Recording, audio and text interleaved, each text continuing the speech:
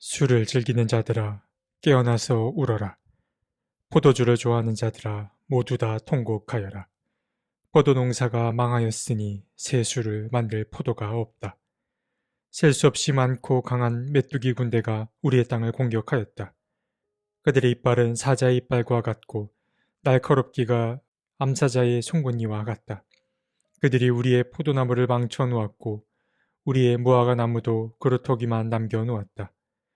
나무 껍질을 다 벗겨서 그 줄기가 모두 하얗게 말랐다. 요엘서 1장 5에서 7절 말씀.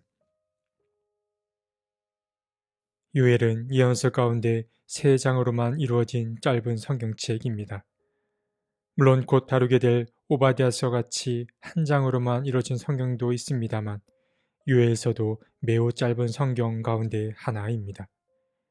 그런데 이 요엘서가 가진 어려움이 한 가지가 있는데 그것은 무엇 하나 확실하게 알 수 있는 사실이 없다라는 점입니다.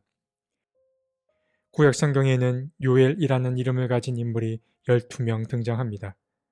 그런데 누구도 예언자 요엘과 동일한 인물로 여겨지진 않습니다. 더구나 요엘의 아버지인 부두엘에 대해서도 알려진 바가 없습니다. 그리고 요엘서의 어려움은 여기서 끝이 아닌데 요엘의 활동 시기를 알려주는 정확한 단서도 찾기가 어렵다라는 점입니다. 그가 활동한 시기는 학자들에 따라서 대략 주전 9세기에서 주전 4세기 전반까지로 참 다양합니다. 그런데 이 요엘서에는 예루살렘 성전과 성벽에 관한 내용이 등장하는데 성전이 다시 세워진 시기는 주전 515년이고 성벽이 재건된 시기는 445년이기에 이로 미루어 보았을 때 요엘의 활동 시기는 대략 4에서 5세기 정도가 맞는 것으로 예상이 됩니다.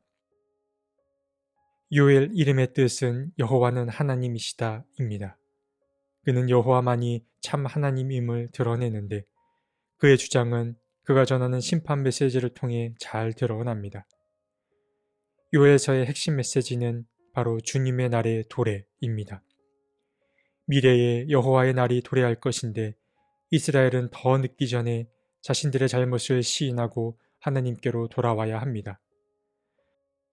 그가 이처럼 예언하게 된 이유는 이스라엘에 닥친 당시 상황과 연관이 있습니다. 당시 이스라엘은 가뭄이 계속되고 있었고 무엇보다 메뚜기 때문에 큰 재앙을 당했습니다. 그래서 1장에는 메뚜기를 일컫는 여러 말들이 여러 개 등장하는데 어떤 사람들은 이를 두고 메뚜기의 성장 과정으로 여겼고 또 어떤 이들은 메뚜기 떼를 다양한 방식으로 표현한 시적 표현으로 보기도 하였습니다. 요엘은 이러한 가뭄과 메뚜기 떼의 공격을 하나님의 심판으로 받아들였고 이스라엘 백성들을 향해 속히 주님 앞에 회개할 것을 촉구하였습니다. 특별히 오늘 본문인 요엘서 1장에서 요엘은 3번에 걸쳐 사람들에게 회개를 촉구합니다. 그는 먼저 당시의 심각한 상황부터 공유했습니다. 요엘은 말합니다. 나이 많은 사람들아 들어라. 유다 땅에 사는 사람들아 모두 귀를 기울여라. 너희가 살고 있는 지금이나 너희의 조상이 살던 지난날에 이런 일이 일어난 적이 있느냐. 그는 이스라엘 땅의 가뭄과 메뚜기로 인한 고통이 얼마나 심각했는지를 이처럼 표현했습니다.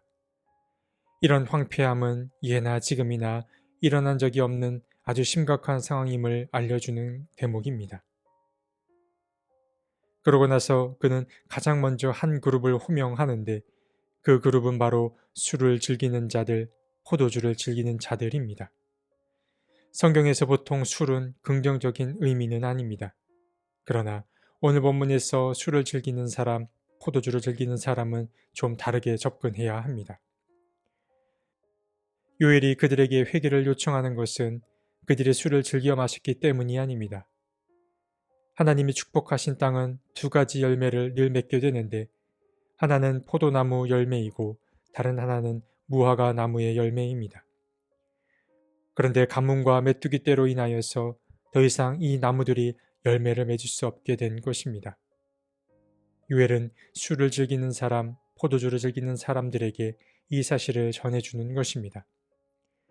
이들이 슬퍼해야 할 이유는 포도와 무화과를 더 이상 먹을 수 없기 때문이고, 이는 곧 하나님의 손길이 이들로부터 떠나갔음을 상징하기 때문입니다. 요엘은 이들을 향하여 울고 통곡하라고 말하고 있습니다. 이어서 요엘이 호명한 그룹은 예루살렘 백성들 모두입니다. 요엘은 10절에서 백성들을 향하여 곡식과 포도송이와 올리브 열매가 모두 말라버려 땅이 통곡한다 라고 말했습니다. 여기서 언급된 곡식과 포도송이, 올리브 열매는 일반 식량을 뜻하기도 하지만 그보다 이는 하나님께 바치는 제사와 관련이 됩니다. 이 세 가지 식량이 모두 말라버림으로 이스라엘은 더 이상 성전에서 제사를 드릴 수 없게 되었습니다.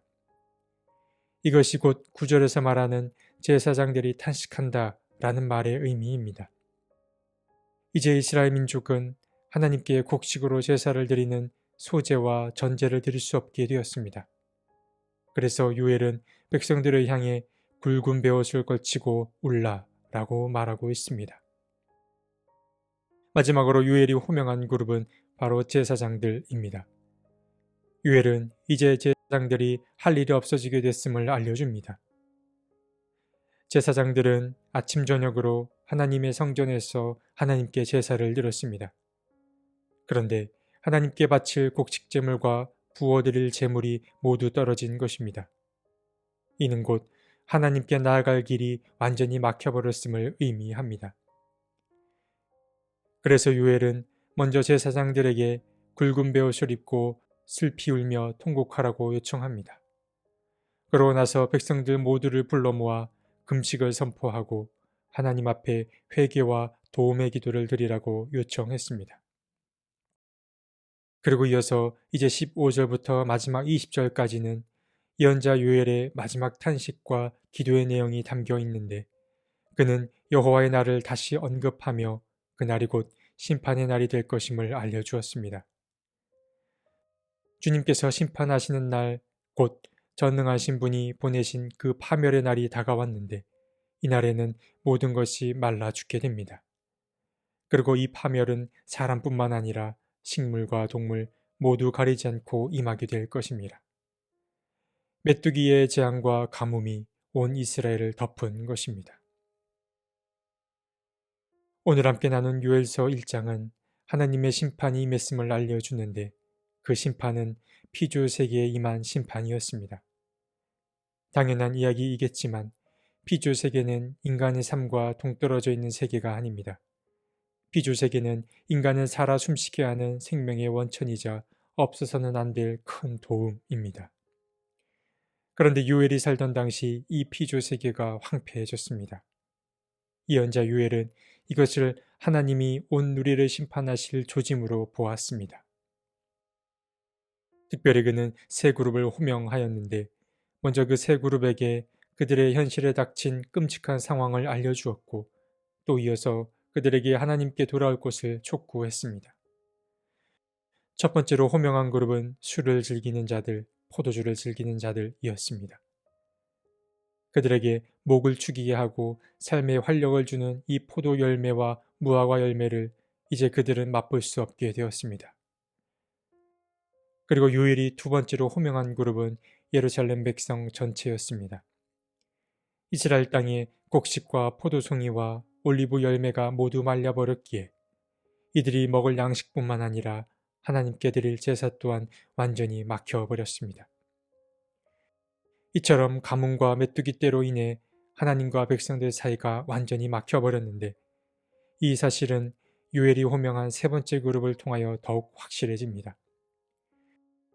그가 마지막으로 호명한 이들은 제사장들이었습니다.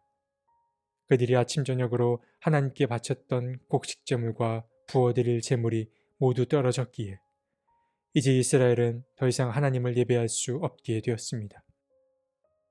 그러니까 이 모든 것은 이스라엘 땅에 임한 가뭄과 메뚜기 재앙 때문이었습니다. 요엘서의 핵심 메시지는 하나님의 심판과 백성들의 회개에 있지만, 후반부에 가서는 하나님께서 이스라엘을 구원하시고 이방 민족을 심판하실 이야기가 등장합니다.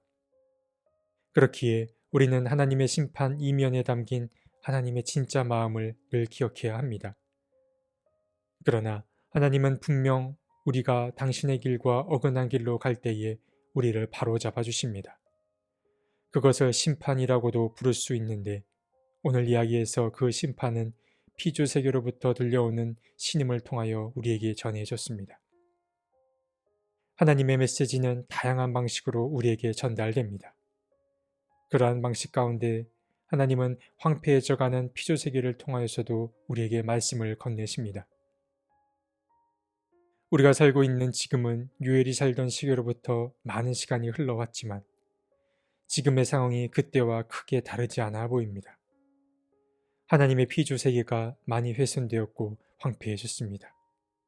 빙하는 계속 녹아만 가고 사막화는 점점 가속화됩니다. 지금 하나님께서 다시 우리에게 회개를 촉구하고 계신 것 아닌가 모르겠습니다. 하나님은 우리에게 속도를 늦추고 덜 소유하고 덜 개발하며 살라고 말씀하고 계신다 여겨집니다. 더 늦기 전에 참여하는 마음으로 피조세계를 회복하는 우리가 되었으면 좋겠습니다. 하나님, 요엘의 이야기가 지금 우리에게 들려주는 이야기와 같습니다. 피조세계는 신음하고 있고 우리는 그 소리를 외면한 채 살아갑니다. 주님, 피조세계의 신음이 곧 우리에게 말을 건네는 주님의 음성임을 잊지 않게 해 주십시오. 우리에게 생명을 사랑하는 풍성한 감수성을 허락해 주십시오. 아멘.